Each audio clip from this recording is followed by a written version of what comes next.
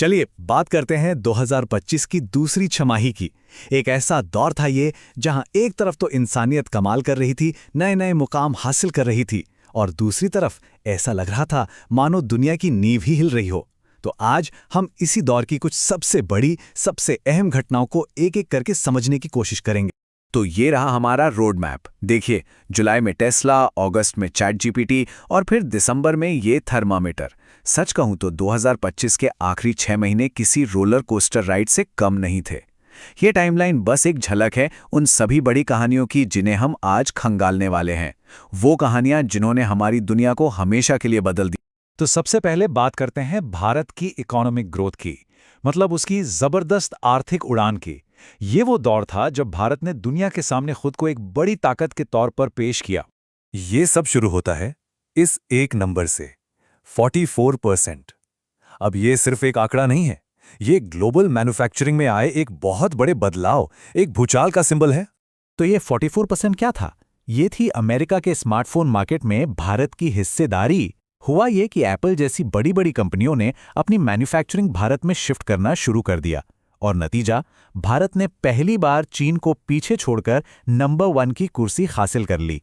और हाँ, ये कहानी सिर्फ फोन एक्सपोर्ट तक ही सीमित नहीं थी, ये एक बहुत बड़े ट्रेंड का हिस्सा था। भारत अब टेस्ला जैसे ग्लोबल जायंट्स को भी अपनी ओर खींच रहा था, जिन्होंने मुंबई में अपना पहला एक्सपीरियंस सेंटर खोला। मतलब ये एक नई इकोनॉमिक रियलिटी की बस शुरुआत थी। लेकिन जब कोई इतनी तेजी से आगे बढ़ता है तो दुनिया की नजरें उस पर टिक जाती हैं, और ऐसा ही हुआ।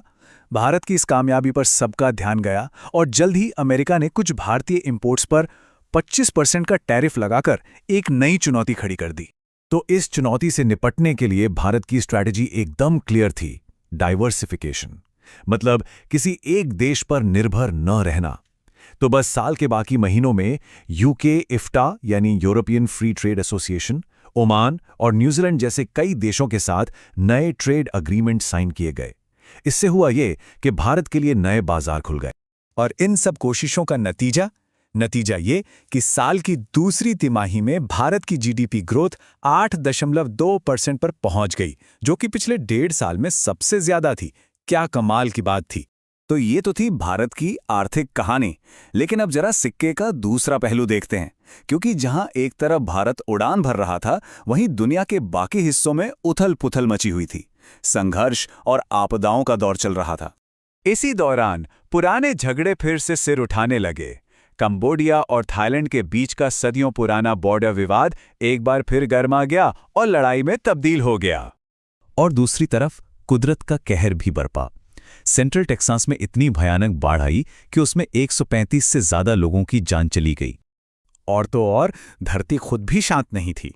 रूस के कामचटा के तट के पास 8.8 मैग्नीट्यूड का एक जबरदस्त भूकंप आया, जिसकी वजह से पूरे पैसिफिक ओशन में सुनामी का अलर्ट जारी करना पड़ा। और इन संकटों की असली कीमत इंसानी जिंदगियों से चुकाई गई। चाहे वो इजराइल हमास युद्ध हो, जहां मरने वालों का आंकड़ा 65,000 के पार चला गया, या फिर गुजरात में पुल गिरने जैसा दर्दनाक हादसा, हर तरफ तबाही का मंजर था। और इन सब के बीच एक और खतरनाक घंटी बज रही थी, क्लाइमेट चेंज की। दिसंबर में जब रिपोर्ट आई तो पता चला कि आर्कटिक के लिए ये साल अब तक का, मतलब रिकॉर्ड में सबसे गर्म साल रहा है। ये एक बहुत बड़ी चेतावनी थी। लेकिन इतनी मुश्किलों और उथल-पुथल के बाद भी इंसानियत ने हार नहीं मानी। 2025 के यही आखिरी 6 महीने कुछ कमाल की उपलब्धियों और यादगार लम्हों के भी गवाह बने। चलिए उन पर भी एक नजर डालते हैं। एआई की दुनिया में तो जैसे एक रेस ही छिड़ गई थी। अगस्त में ओपन एआई अपना चैट जीपीटी 5 लेकर आया, जो एक बहुत बड़ी छलांग थी। और गूगल भी कहाँ पीछे रहने वाला था। बस 2 महीने बाद अक्टूबर में उसने अपने पावरफुल जेमिनी 3 के साथ जवाब दिया। ये सिर्फ मामूली अपग्रेड्स नहीं थे, ये एआई की दुनिया में एक नया दौर था, जिसने ये सवाल खड़ा कर दिया कि आगे एआई क्या-क्या कर सकता है। खेल की दुनिया में भी खुशियों की लहर थी। भारत की Divya Deshmukh women's chess world cup की चैंपियन बनी, तो उधर लियोनेल मेसी ने इंटर मियामी को उसका पहला MLS कप जिताया। साइंस में भी एक बड़ी कामयाबी मिली, जब नासा और इसरो ने मिलकर निसार सैटेलाइट को सफलतापूर्वक लॉन्च किया। पर हाँ, ये दौर कुछ महान हस्तियों को अलविदा कहने का भी था। ओजी ऑसबॉर्न, जॉर्जो आर्मानी, रॉबर्ट रेडफोर्ड, धर्मेंद्र और जेन गुडॉल। मतलब ये जश्न और यादें दोनों का समय था। तो इन सब अलग अलग घटनाओं को एक साथ रखकर देखें तो क्या समझ आता है? एक तस्वीर उभरती है जो बहुत साफ है, लेकिन साथ ही साथ बहुत चुनौतीपूर्ण भी। और वो तस्वीर ये है कि एक तरफ तो हम इंसान टेक्नोलॉजी और इकोनॉमी में अविश्वसनीय रफ्तार से आगे भाग रहे हैं, और दूसरी तरफ हमारी ये दुनिया और ज्यादा नाजुक और ज्यादा अस्थिर होती जा रही है।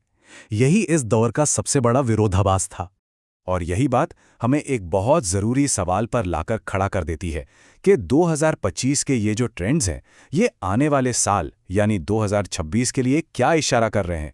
क्या वो एक और बड़ी कामयाबियों का साल होगा या फिर चुनौतियों का एक नया दौर?